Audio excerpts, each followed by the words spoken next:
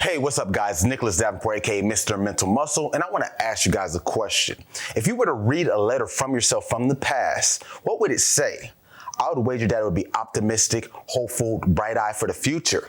Now, I actually found a letter from my past, actually 2007 to be exact, my senior year of high school, and this letter was an admission to the college I ended up attending, the great Bethune-Cookman University. Now, I wanted to share this because I want to show how it parallels for what I was trying to be and wanting to be back then and where I'm at right now to show the transition from that stage of life to this one. Now, I'm going to start it off and just read straight through and break down different points so you can see how it carries over. Now, I started off with, I always wanted to be the best no matter what I did. I wanted to excel at all of my endeavors. It didn't matter if I was running track or studying history. Now, to give context, I went to college for track. I was one of the top long jumpers in the state of Florida in high school, and I also love history. I even won competitions for it, even way back in elementary school, so it's something I just cared about. Now, I wanted to know my craft and be the best at it. My motto has always been, if you take the time to participate in the activity, then take the time to learn its history and understand how everything about it works. I followed this motto to the fullest. Let's stop there. So I said, I want to know the history, to understand how things work. And that's kind of what got me to Mind Body One.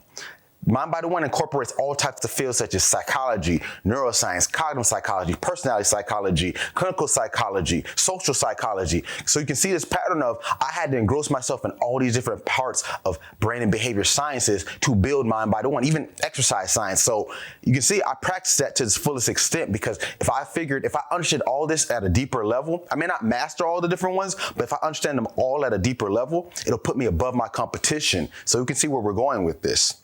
So to continue on, I said, for example, my athletic endeavors such as track and field, I didn't just jump or run. I wanted to know why some people run fast and others ran slow. I wanted to know why some jumped high and could soar and others barely got off the ground.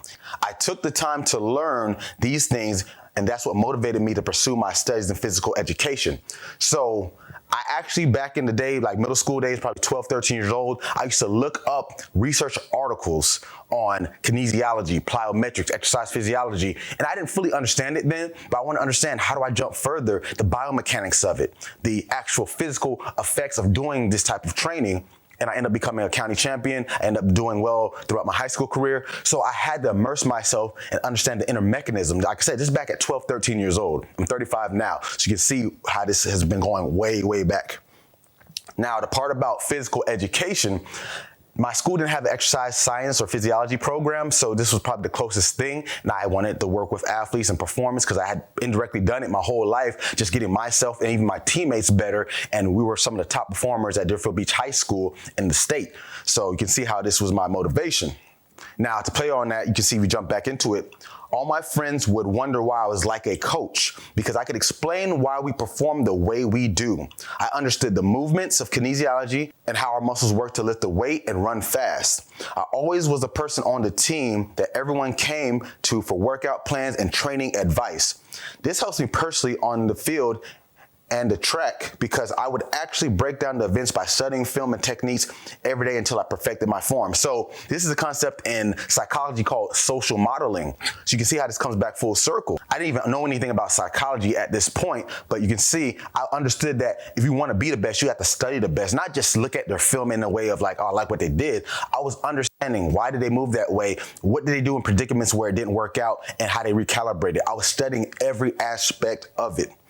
So to continue on, so I tend to major in physical education, and in this field, I can get my certification as a strength and conditioning coach, which I actually end up doing. I got my CSCS, which is one of the highest strength conditioning or fitness certifications you can find from NSCA, and I was a strength coach for some high schools. I also interned at Florida Atlantic University as a strength coach. After graduating from Bethune-Cookman University, I plan to open up a training facility for various athletes to attend. This is where we're at right now, and I don't just only work with athletes now, as y'all know.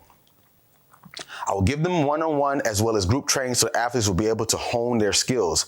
My overall goal is to take what I know and learn from my athletics and take them into an educational perspective. This will ensure that the students that I train will get the best of both worlds.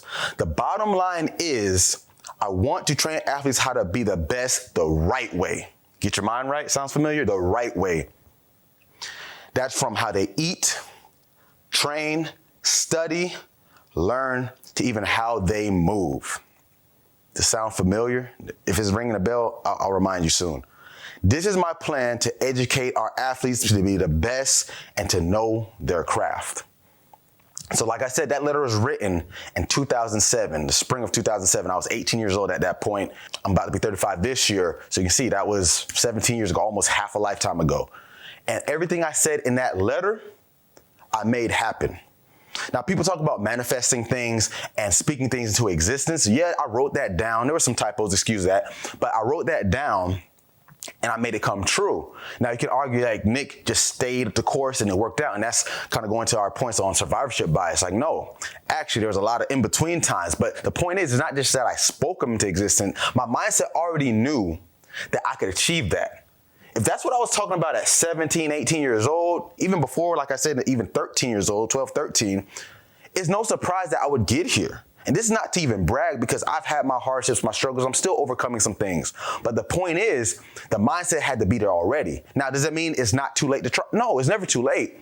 But a lot of times I see that people get caught up and I want to be this outcome or want to be this goal. I want to achieve this accomplishment. And I always say to people, and some people don't like it, I want to know, what were you doing at 13, 14? Or just say 14 to 18. What was your mindset then? More than likely, that's your mindset now. We get into personality. It's pretty constant throughout life. Yes, there's adjustments and adaptations you can make, but what was your default then? Did you put in the work to change and become the mindset that gets you to the success you want or the goals you need?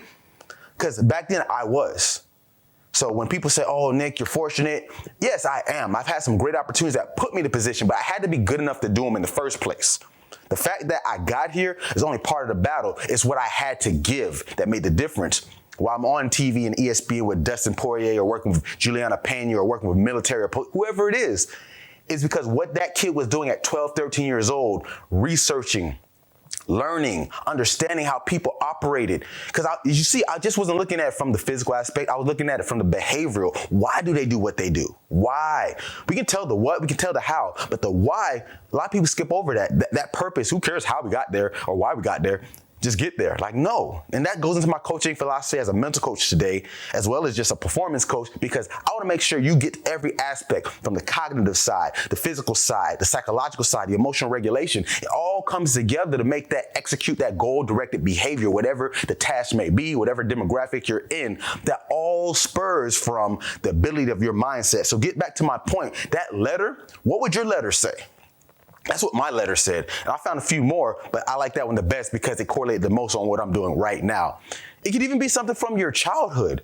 Yes, we were way more optimistic then, but maybe we need that reminder. I saw that reminder, and it made me think, dang, Nick, you've come a long way. I still got a long way to go.